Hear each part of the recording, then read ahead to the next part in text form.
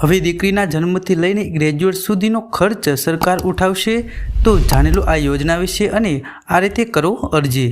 સરકાર દ્વારા ચલાવવામાં આવતી યોજનાનો ઉદ્દેશ દરેક વર્ગની છોકરીઓને શિક્ષિત કરવાનો છે। બાળકો શિક્ષણ મેળવીને જ આત્મનિર્ભર બની શકે છે।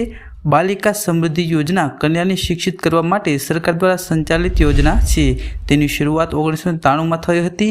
આ યોજનાનો લાભ ગરીબ રેખા નીચે એટલે કે BPL પરિવારોને જન્મેલી દીકરીઓને મળે છે। આ યોજના દ્વારા સરકાર તેમને આર્થિક મદદ કરે છે જેથી દીકરીઓનું ભવિષ્ય સુરક્ષિત થઈ શકે।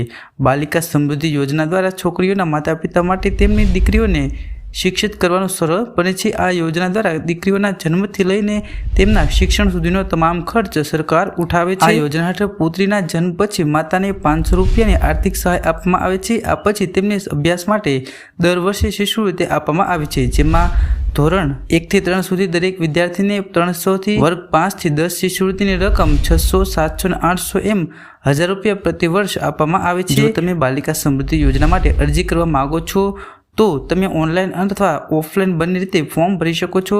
જો તમે ઓફલાઈન અરજી કરવા ઈચ્છતા હો તો સૌપ્રથમ તમારે આંગણવાડી કાર્યકર અથવા તો આરોગ્ય સેવા કેન્દ્રમાં જઈને ફોર્મ ભરવું પડશે।